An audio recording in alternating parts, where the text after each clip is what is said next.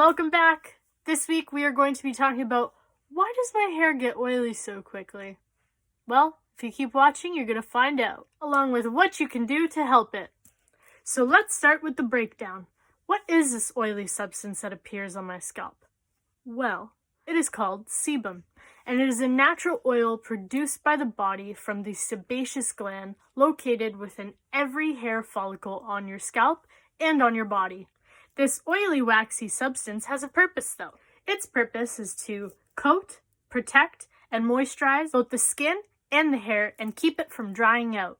When the sebaceous glands become overactive, meaning they are producing more oil more often, this can cause dandruff, or it can lead to a blockage within the hair follicle from the combination of dead skin cells and the sebum, which can, in the future, lead to hair loss. The major causes for oily hair or overactive sebaceous glands fall into three major categories: environmental, physical, and chemical.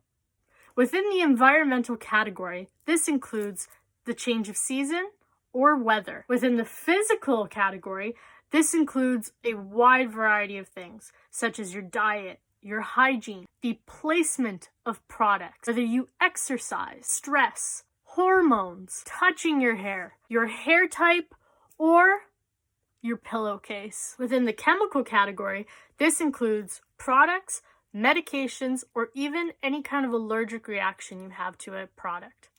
Now, out of all of these possibilities for what could be causing your oily hair, or why it is getting so greasy so quickly, knowing the distinct reason why your hair is experiencing so much oil is the key to solving the problem. So I'm going to start off with the most important reason why your hair gets oily so quickly, and that is based on your hair type. If you have fine hair, medium hair, or thick hair, you can experience oily hair or oily scalps regardless.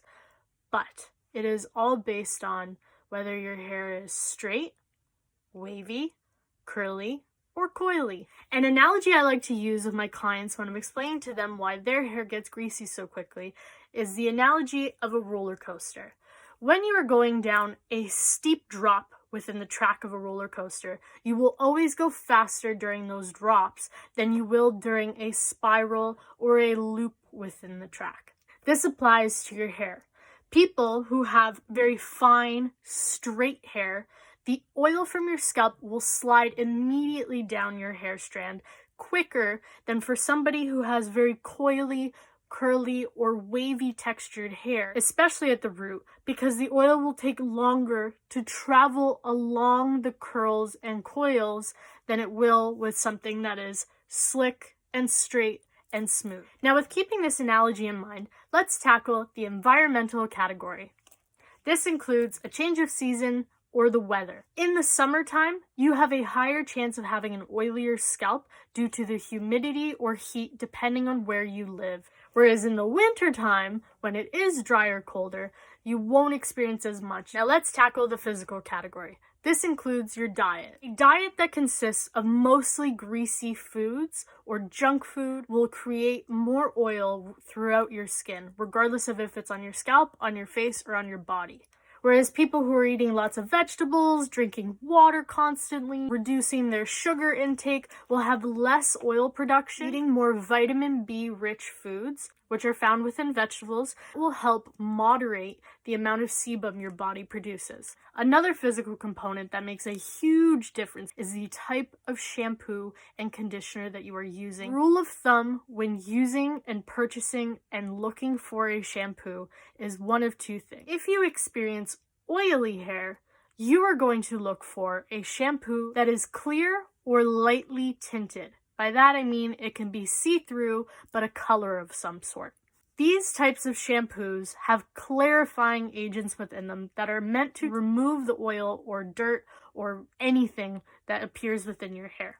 Whereas shampoos that look pearly or creamy looking, those ones are going to have some kind of moisturizing ingredient, emollient, or conditioning agent within them that can lead to your hair being more greasy. Now, although these clarifying shampoos are extra helpful for people who are experiencing oily hair, the thing that you have to keep in mind is that you are not overwashing your hair. And that is because your scalp is being stripped of its natural oils and being put into overdrive in order to produce more oil to keep up with how quickly it's being taken away from shampooing every day. It will be more beneficial to you to use a shampoo that is labeled as a daily shampoo because this is going to have softer surfactant ingredients that won't strip away every single ounce of oil on your scalp. It will still leave some of it there, but will cleanse it enough to take away the dirt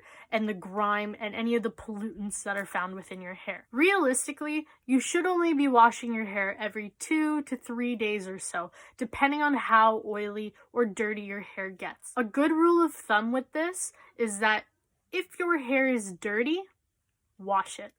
If your hair is overly oily, use something like a dry shampoo.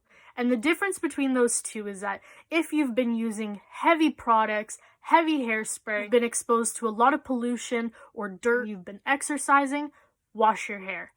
If you have just been touching your hair, it's just not looking the greatest, or you were sweating a bit and now it's just a little bit greasy, use a dry shampoo. Now let's talk about conditioner. Conditioner belongs on your mids to ends. And that is it, because the oil from the conditioner, which is a chemical, as well as the natural oil that your body produces, can mix together, form with dead skin cells, and then clog your hair follicles. Another great thing to keep in mind, though, is the type of conditioner that you're using.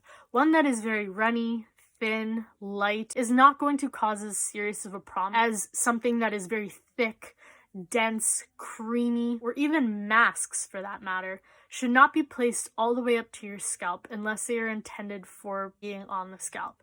Those are the types of products that can cause the follicle blockages. Another very important thing about the physical category is what you are doing to style your hair. People who like to straighten their hair or like it very smooth, very slick, very shiny are going to experience oily hair way quicker. Now, sometimes this type is unavoidable.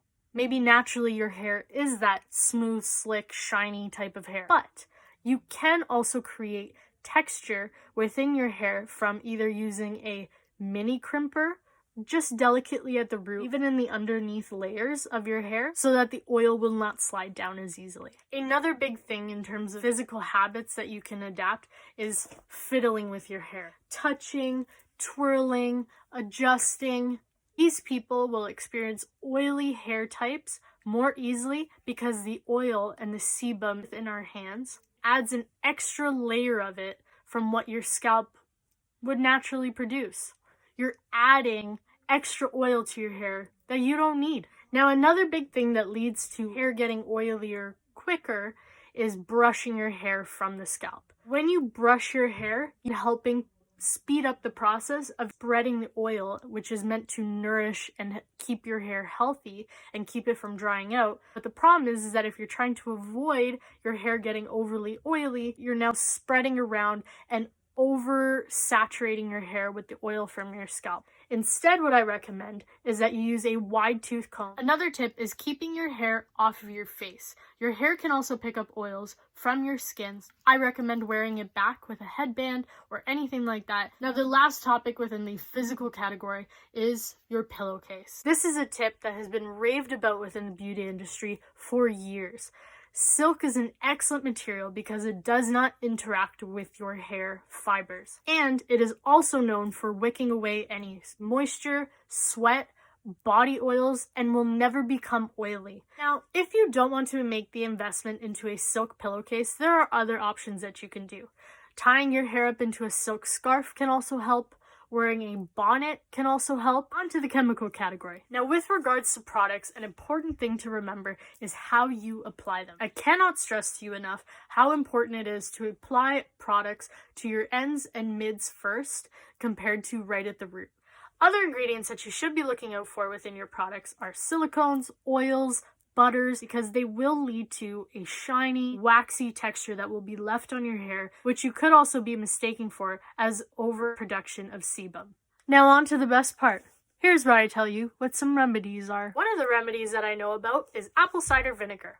Now, an important thing about apple cider vinegar is that it should be used as a rinse, and the mixing ratio that you should follow is a 1:8 ratio with water. Another at-home remedy that I have looked into is also tea tree oil. What I do recommend with tea tree oil is that you use it very sparingly, either on a bi-weekly basis or if you have really overly oily hair, on a weekly basis. The other remedies I have already mentioned before, such as change your pillowcase, pay attention to how often you're washing your hair, what you're washing your hair with, or the products and the application that you're using. Thank you guys for watching this video. I hope it was helpful. I hope you guys learned a little bit about why your hair gets so oily so quickly and how to prevent it in the long run. I look forward to seeing you guys next week. This is when I'll finally post part 2 of extensions. This week, I based it on what you guys had voted for. So thank you again for watching and see you later.